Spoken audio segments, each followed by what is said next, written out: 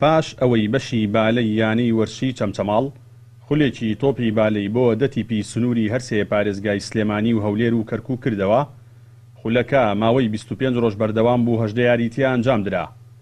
لە یاری کۆتاییشدا هەردوو تیپی بالەی ئاشتی کەرکووک و تیپی بالەیانەی وەرشی چەمچەماڵ لە یاریگای پەیمانگای وەرشی چەمچەماڵ بە یەک گەیشتن و تیپی ئاشتی کەرکووک توانی بە ئەنجامی 3 جێم بەرامبەر بە 2 جێم یارێکە لە تیپی بالەیانی وەرشی چەمچەماڵ بباتەوە و نازناوەکە بۆ خۆی دەستەبەر بکات. چەمچەماڵیش پلەی دووەمی پاڵەوانێتیەکەی بەدەستهێنا. ئەمەوەکو تیپی ئاشتی کەرکووک هاتوینە بەشداریان متوڵەمان کردووە. بەڕاستی دەستخۆشیان لێکەین. بەڕاستی لەم کاتەیە زۆر پێویستەوە زۆر زەروریە کەوات یارچی تۆپی بالە بە عام دوور کەوتۆتەوە لە کەوا هیچ خولێک نییە. خولی کوردستان بەی شێوەیەک نییە، خولی عێراقش نییە. ئەم جۆرە خولانە زۆر پێویستە. هەم وەکو تەمرینێکە بەڕاستی خولێکی زۆر باش بوو. ئەم خولە دەتی بوو تیپەکان پێکات بوون. زۆر یاریچەکان زۆری هی دەرەجەیەکی کوردستان و دەرەجەیەکی عێراقا. ئێمە وەکو تیپی ئاشتی کەرکووک توانیمان 3-2 یارێکە ببینەوە بەرامبەر یانەی چەمچەماڵ. بەڕاستی یارێکی زۆر با خۆش بوو، یارێکی زۆر بەقوت بوو.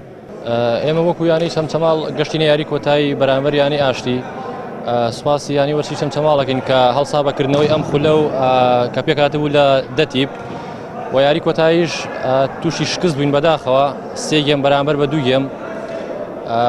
و هیوادارم کە هەموو لایەنەکان گرنگی بە یاری بالە بدەن و ببینین لە چی ئاستێکایە لە ناوچەی چەمچەماڵ.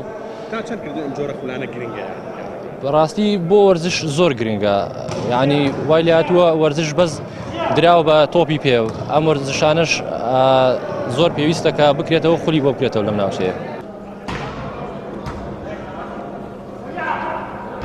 سەرپەرشتیاری خولەکەش باس لەوە دەکات مەبەستیان لە کردنەوەی خولەکە گرنگیدانی زیاترە بە یاری تۆپی بالە. بەو پێی هەستەکەن یارێکە لە زۆربەی ناوچەکانی هەرێمی کوردستان پشتگوێ خراوە و تا ڕادەیەک بەرەو لە ناوچوون دەچێت. و مەبەستیش تەنها لەوە ئەوەیە کە یاری بالە بە جۆرێک لە جۆرەکان وەکو نەک لێرە لە هەموو کوردستانە تقریباً وەک شێوەیەک ئیهمال کراوە.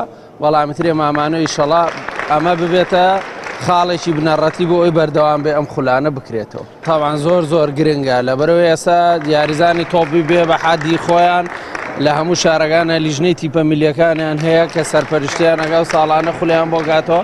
بەڵام بەداخەوانی لە هەموو کوردستانە لە چەند شوێنەکەی بەڵام ئەویش زۆر کەمە کە لیژنەی تیپە میلیەکان بەداخەوە ئەوەی چەمچەماڵ و ئەوەی هەموو شوێنەکە ئەم منتیقی خۆمان کەسی احتیمامێکی ئەو نەجددی نەداوە بە یاری بالە. شانبەشانی یاری تۆپی پێ یانەی وەرشی چەمچەماڵ بە مەبەستی هێشتنەوە و گرنگیدانی زیاتر بە بوارەکانی دیکەی وەرزش گرنگی بە یاریەکانی دیکەی وەک تۆپی بالە و تێنسی سەرمێز و مەلەوانیش دەدات. لە کۆتاییشدا خەڵات و مەدالیای ڕێزلێنان بەسەر ناوبژیوانان و هاوکارانی خولو یاریزانانی هەردوو تیپدا دابەشکراند.